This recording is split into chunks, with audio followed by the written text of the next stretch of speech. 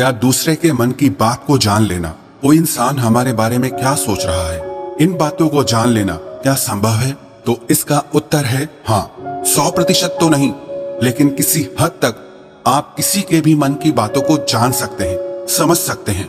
लेकिन अगर आप भी इसे सीखना चाहते हो तो आप इस वीडियो को बहुत ध्यान और समझ के साथ देखिए, और इस वीडियो में जो प्रयोग आपको बताए जा रहे हैं उन्हें आप लगातार अभ्यास करने की कोशिश कीजिए। तभी आप किसी के भी मन की बात को समझ पाएंगे, महसूस कर पाएंगे। वैसे ये सब प्रयोग आपको कोई बताएगा नहीं, क्योंकि बहुत सारे एस्ट्रोलॉजर जो ज्योतिषी हैं वो यही सारे प्रयोग करके आपके मनोभावों को जान लेते हैं। आप जैसे ही उनके पास जाते हैं वो पहले ही आपके मनोभावों को पढ़ना शुरू कर देते हैं। आप अपने बारे में उन्हें थोड़ा बताते हैं और वो आपको आपके ही बारे में बहुत कुछ बता देते हैं। तो आपको लगने लगता है कि ये ज्योतिषी तो बहुत चमत्कारी हैं, इन्हें हमारे भूतकाल के बारे में, हमारे भविष्य के बारे में सब कुछ पता है।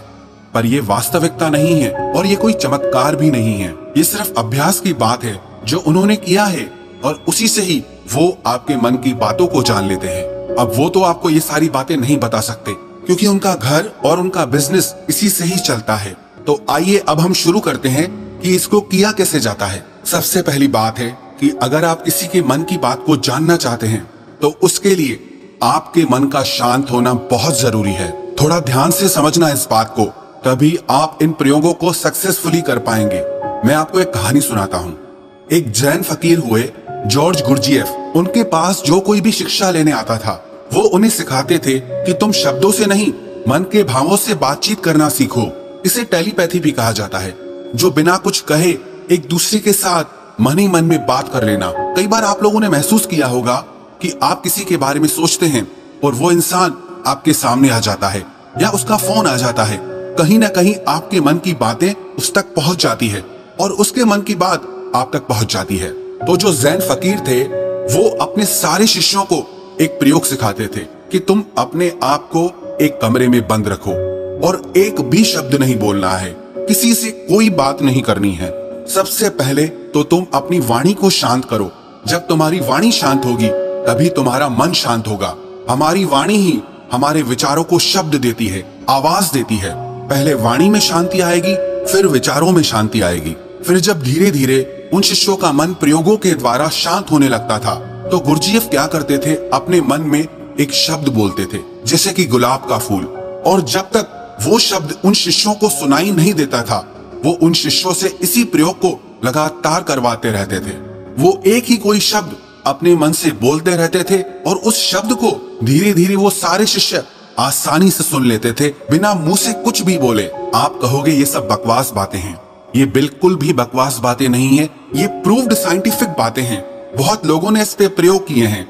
आपने कभी देखा जो मनोवैज्ञानिक होते हैं वो बहुत से लोगों के चेहरे के हाव भावों को देखकर, उनकी बातों को सुनकर उनके मन की बात जान लेते हैं। तभी मनोवैज्ञानिक लोगों के सामने सब लोग अपने दिल की हर बात खोलकर रख देते हैं। उन्हें लगता है कि इन्हें हमारे बारे में सब कुछ समझ में आता है, ये तो हमारे मन की बातें पढ़ लेते हैं। जो लोग मनोवैज्ञानिकों के पास जाते हैं उन्हें लगता है कि इस मनोवैज्ञानिक के पास तो कोई चमत्कारी शक्ति है। सच कहूं, उसके पास कोई चमत्कारी शक्ति नहीं।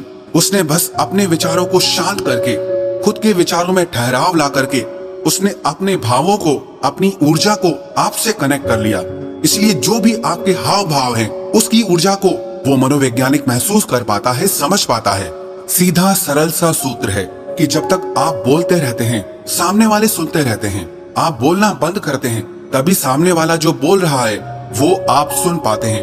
यदि आप दोनों ही लगातार बोलते रहेंगे तो किसी को कुछ समझ में नहीं आएगा। ठीक इसी तरह यदि आपका मन चुप है तभी आप किसी दूसरे का मन सुन सकते हैं। मन के चुप होने का मतलब है कि आप विचार और कल्पनाओं से बाहर निकलकर पूर्णतः शांत हो जाएं। इसे ही चित्त का शांत होना कहते हैं। कहते हैं कि इस मन की शक्ति योग के बल पर जो योगी लोग होते हैं वो चींटियों के पैरों में बंधे घुंघरू की आवाज तक भी सुन सकते हैं। तो लोगों के मन में तो दुनिया भर का शोर मचा हुआ है, वो आपको कैसे नहीं सुनाई देगा।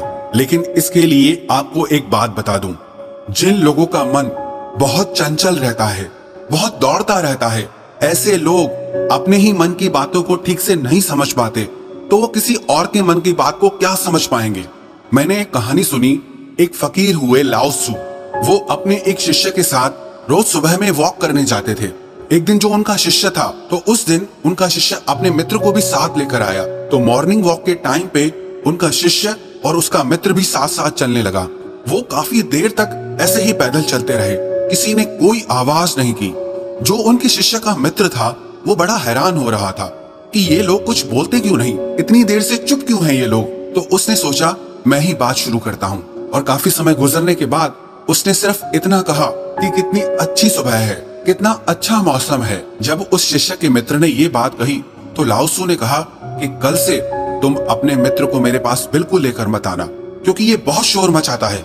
वो शिष्य बड़ा हैरान हो गया कि इसने तो सिर्फ इतना कहा कि कितनी अच्छी सुबह है, मौसम कितना अच्छा है, इसमें इसने ऐसा कौन सा शोर मचा दिया। तो लाओ त्सु ने अपने शिष्य से कहा कि मेरा मन अब पूर्णतः शांत हो गया है। अब जरा सी भी आवाज मुझे शोरगुल मालूम होती है।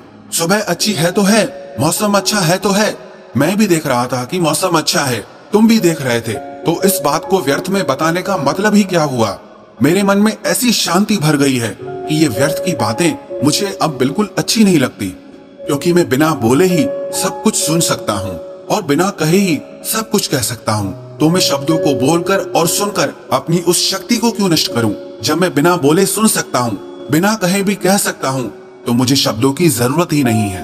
अगर आप भी चाहते हैं कि आप दूसरे लोगों के मन की बात जान सकें, तो उसके लिए आप एक प्रयोग करें। सबसे पहले आप दिन में कुछ समय निश्चित करें कि इस समय से इस समय तक आप कुछ नहीं बोलेंगे, और उस समय पे आप एक आसन में बैठना सीखिए और अपने मन में जरा गहरे झांक कर देखिए कि वहाँ क्या चल रहा है। आपको कोई प्रतिक्रिया नहीं देनी, बस देखना है, और धीरे धीरे इसे देखते हुए आपका मन शांत होने लगेगा। इसे ही महात्मा बुद्ध ने आनापानसति योग कहा है, जिसमें आपका पूरा ध्यान आपकी श्वासों पर रहता है। इससे आपके मन में पूर्णतः शांति आ जाती है, और जब आपका मन पूरी तरह से शांत हो जाता है तो आप अपने आसपास में हो रही चीजों को, लोगों को गहराई से देख पाते हैं, गहराई से समझ पाते हैं, सुन पाते हैं। एक शांत चित्त वाला इंसान बिना कहे भी सामने वाले की हर बात को समझ लेगा, और वो जो कह रहा है उसकी झूठी बातों में वो कभी नहीं फंसेगा, क्योंकि एक शांत चित्त वाला वो सब कुछ सुन सकता है जो एक साधारण इंसान कभी नहीं सुन सकता। अगर आप भी चाहते हैं कि आप लोगों का मन पढ़ सके, उनके मन में चल रही भावनाओं को महसूस कर सकें, तो उसके लिए आप अपने मन को शांत करने का अभ्यास करें। और जब आपका मन शांत हो जाए तो धीरे धीरे लोगों के मन में गहरे झांकने की कोशिश करें, उनके हाव भाव को समझने की कोशिश करें। उनके शब्दों पर नहीं जाएं, जो उनके हाव भाव हैं आप उन्हें गहराई से समझने की कोशिश करें।